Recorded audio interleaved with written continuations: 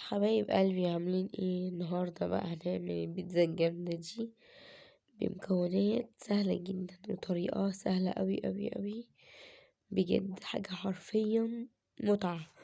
يعني البيتزا دي بجد طعمها وطريقتها وهشة جدا. العجينة بتاعتها كانت هشة بطريقة فظيعة.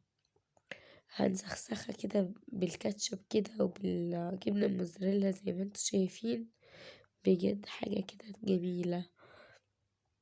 بصوا شكلها عامل ازاي، ولا احلى من محل. تابع معانا حبايب قلبي. النهارده بقى هنعمل عجينة البيتزا بطريقة سهلة جدا وبسيطة ومش تاخد منها اي وقت. بصي، هنحط كده نص كيس دقيق، ده يعمل لنا بيتزتين كبار اهو. بالمعيار هيبقى 4 كوبايات دقيق، رشة سكر، رشة سكر كده، رشة ملح،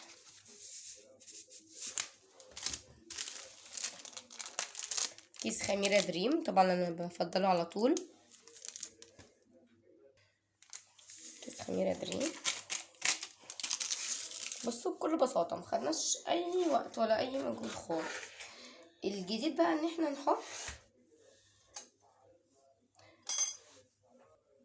نحط كده معلقة سمنة مكان الزيت، بتدي طعم فظيع اهي. ونروح عاجنين بقى كل الكلام ده مع علبة زبادي، هيطريها خالص، هيخليها حلوة قوي. قبل ما نحط الزبادي هنحط سنة بيكنج باودر، نحط كده بيكنج باودر ايه معلقة واحدة كده. نروح حاطين بقى الزبادي. بصوا ما قلبناش اي حاجة، نقلب مرة واحدة، نقلب ده مرة واحدة كده، ننزل بالمية السخنة اهو بالشكل ده اهو. قلب قلب قلب بقى كده، نبسها كده في بعضيها اهو. مديتش اي وقت ولا اي مجهود، حطينا الدقيق على البيكنج باودر على الخميره، رشه ملح، رشه سكر، الزبادي. ممكن بقى تستعيني مكان الزبادي تحطي بيضايه، تحطي كوبايه لبن، يعني اي حاجه. ممكن ما تحطيش حاجه خالص غير ميه مغليه، بس يعني الحاجات اللي هي الكالسيوم ده بتدي كده قيمه غذائيه للبيتزا، وفي نفس الوقت بتدي طراوه كده، بتبقى العجينه هشه وطريه جدا وقطنيه. ننزل بقى كده بالميه، ننزل بقى كده بالميه السخنه سنه سنه، ننزل كده تاني ميه سنه سنه. ما تحطش ميه مره واحده، هتديكي نتيجه وحشه جدا. خلي الميه سنه سنه كده ونعجن كده ونعجن حبه كمان ونعجن كده.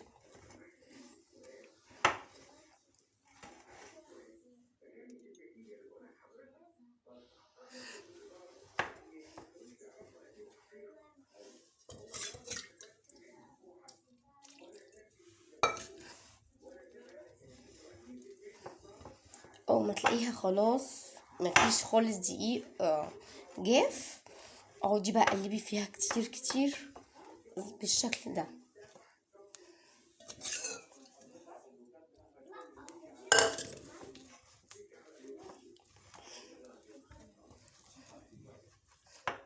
اهي بدأت تلم معايا اهي، انا ما وقفتش خالص، والعجينة تحت ايدي هشة جدا وطرية فوق ما تتخيلي. بصي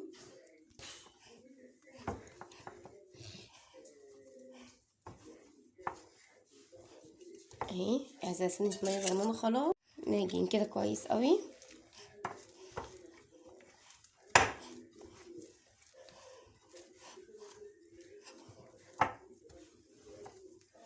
اهي.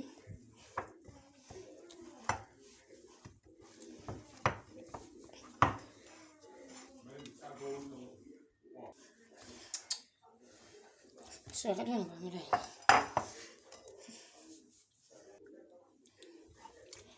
نقعد بقى خلاص العجينة هي خلاص، بصوا متلزقش في ايدينا خالص اهي. طبعا افتكري كل بقى عيالك اللي مضايقينك وجع قلبك طول النهار مفيش كله غلك في العجينة. بصي خلاص بقت تمام قوي معانا. نعملها كده بقى كده، نكورها كده، نلمها ومسحة زيت كده في ايدينا بسيطة، نحطها هنا كده في الطبق وفي العجينة من فوق الوش.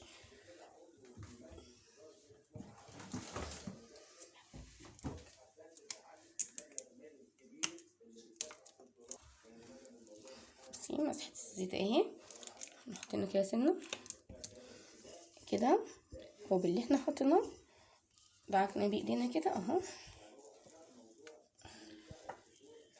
ونسيبها بقى كده تخمر براحتها خالص، ونغطيها ونسيبها في مكان دافي. طبعا احنا في الشتاء فهتاخد وقت اطول من وقت الصيف، هنسيبها كده في مكان دافي ويلا بينا. هنا بقى خلاص العجينه بتاعتنا اتخمرت. عايزه اقول لكم بصوا بقت عامله ازاي، حاجه كده رهيبه يعني. بصوا عالية جدا، عملت هوا جامد. بصوا ما شاء الله خمرت معانا وبقت عالية جدا. هنفضي منها بقى كده الهوا بالشكل ده، وهنقسمها كده على عجينتين. وهنا معانا حضرنا الجبنة الرومي، الفلفل الالوان، الفلفل الاخضر والزيتون والطماطم.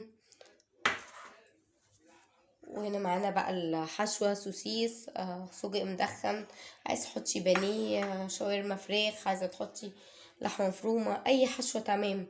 اللي عايزه بالخضروات دي برضو تمام، مش هتقول لا. تعالى بقى نقسم بقى العجين ده وهنفرده هنا كده على الدقيق. عفوا. هنحط بقى هنا كمان معلقه صلصه هنا كده، هنحط عليها كيس كاتشب،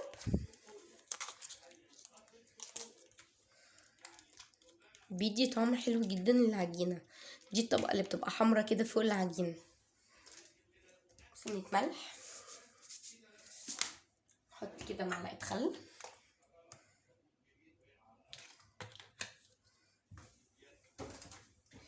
نحط بقى ده المكون الرهيب بتاعنا الزعتر، ده اللي بيدي طعم بقى حاجه كده خرافه.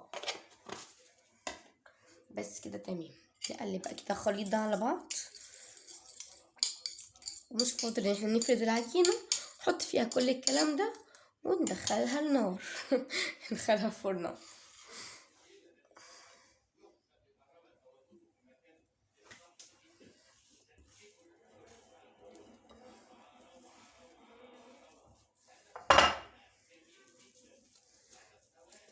بصوا العجينه بتاعتنا هشه خالص، ناعمه جدا جدا اهي. بصوا قطنيه خالص، جميله جدا. نقسمها كده كورتين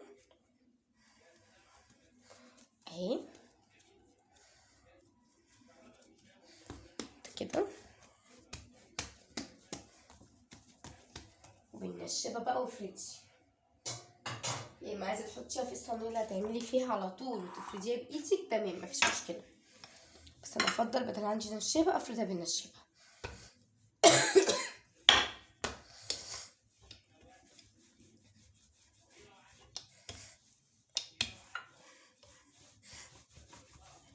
هي ما شاء الله بتمط معانا اهي.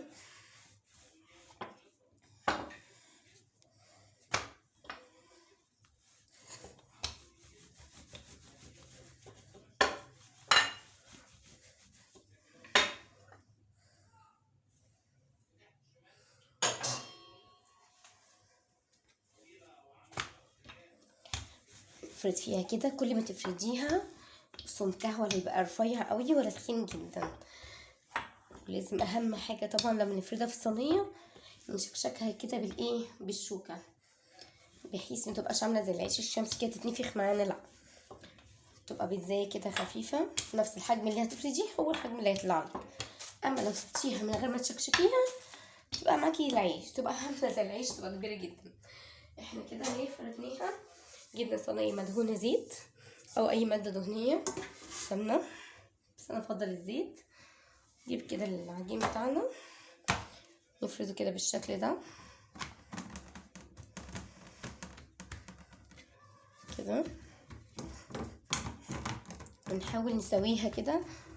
لو حتى هي كبيرة نحاول نسويها على الصينية بتاعتنا، يا اما نجيب كده سكينة ونسويها بيها اهي. نقطع كده الزيادة ده نخليه في البيتزا بتاعتنا التانية اهي بالشكل اللي انتوا شايفينه ده.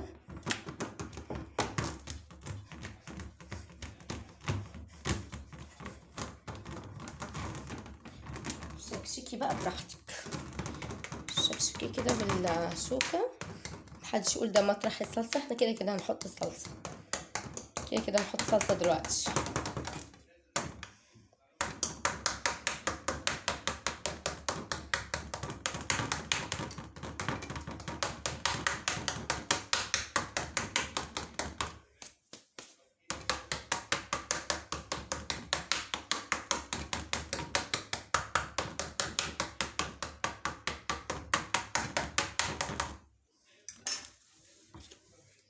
نجيب بقى كده نفرزها كده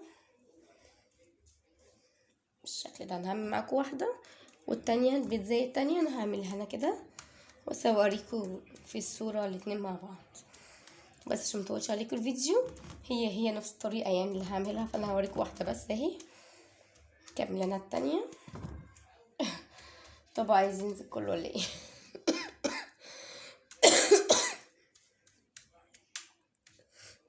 برد يا جماعة بيحبني مش عايز يسيبني خالص. اول مرة بتشوفيني بقى اشتراك كده حلو كده منك ولايك كده حلو. بصي بقى انا عامة عادة بحط الموزاريلا فوق الوش. الموزاريلا دي انا جايباها من جمادات مكة والراجل شكر لي جدا فيها، فانا ايه هنجربها كده مع بعض. عادة انا بحطها على الوش بس، لكن المرة نحطها كده في العجين فوق العجين كده وفي نفس الوقت من فوق. يعني بصوا هنسخسخها على قد ما نقدر، سخسخيها ما تخليهاش تقول لا. بس نروح كده ايه مبططشينه كده جوه العجين. واول حاجه بقى بنحطها اللحوم، اي لحوم عندك، لحمه مفرومه، عايزه تحطيها خضروات كده تمام، فلفل كده تمام، لحمه مفرومه قلنا، تونه. يعني بصي ده ليكي حريه الاختيار اللي تحبيه. انا عامه بحبها بالسجق.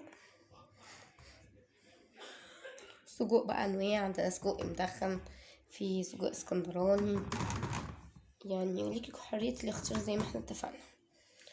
هنقصها كده بالشكل ده كده،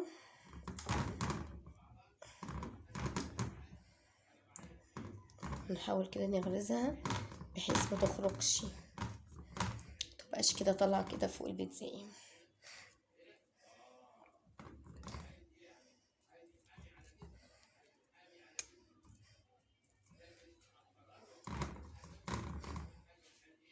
بصوا كده بنزين تورتايه، يعني اهم حاجه الدقه كده والروقان. فلفل بقى كده الاصفر وزعي كده،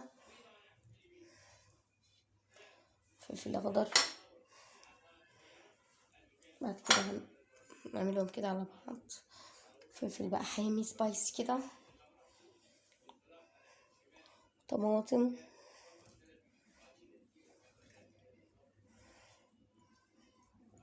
بس تحفه تحفه. زيتون برضو نفس الكلام. في الاخر بقى كل ده هنضغط عليه بايدينا.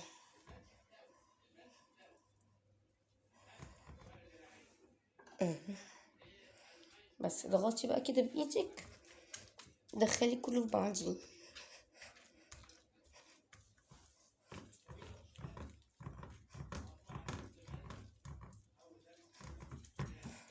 بصي انتي ما تعمليها في البيت متكلفه ازاي ومليانه حشو ما شاء الله، احسن من تشتريها من بره بيبقوا ملحوسينها والله. لو جبتيك بالزاي زي دي دلوقتي مش يعني هتعدي 50-60 جنيه، يمكن اكتر كمان، مش تبقى مخدومه كده كمان. هو طبعا ربنا بيحللهم رزقهم، بس انتي بتعمليها كده في البيت اوفر لك بكتير.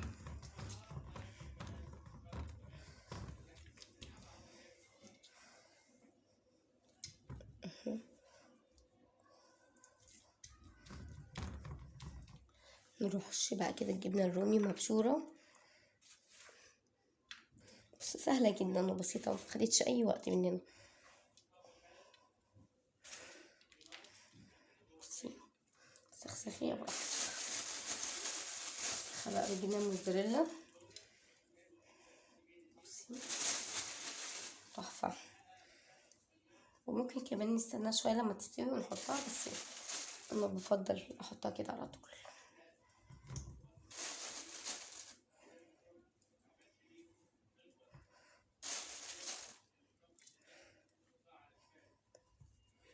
كده ونروح برضو مبطنينها كده، بس بالراحه عشان متروحش في ايدينا. بس ندخلها بقى الفرن نرجع لكم.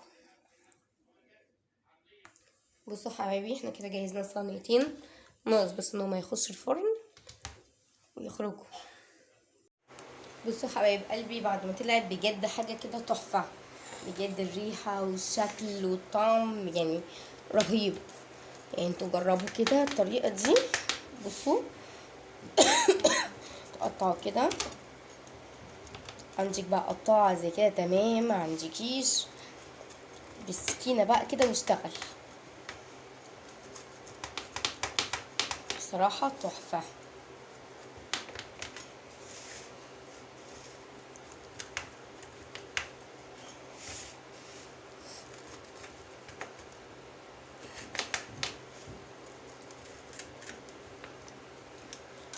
شايفين؟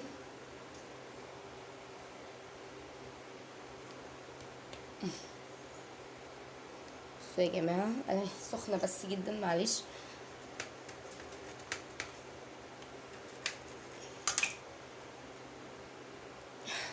مش عايز تطلع.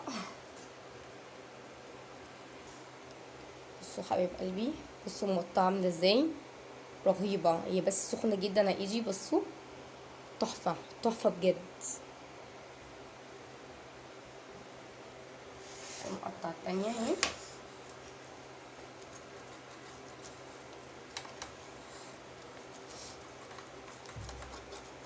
عايزه اقول لكم المطه بقى واحنا بناكل بتبقى باينه اكتر، بتبقى بقى ايه خلاص هزت شويه.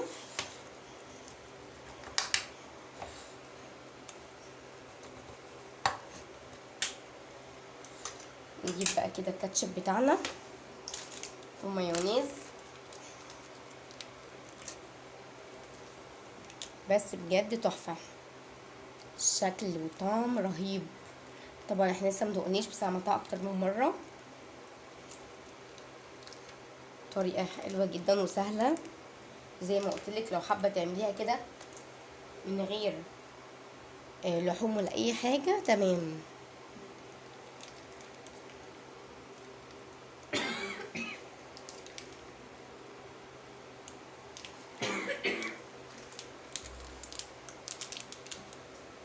بصوا بقى، بصوا الجمدان، بصوا جامده جدا، تحفه تحفه بجد. شايفين؟ رهيبه. الف هنا على قلوبكم، جربوها تعجبكم قوي قوي قوي. ونجرب واحده كمان كده نشوفها كسفنا ولا ايه الدنيا. اهو لا ما كسفتنيش اهو. اهو شايفين؟ اهو اهو حلوه قوي قوي قوي. اول مره تشوفوني بقى اشتراك ولايك، وشوفوا اشوفكم على خير، وشوفوا اشوفكم فيديو جديد، والسلام عليكم ورحمه الله وبركاته.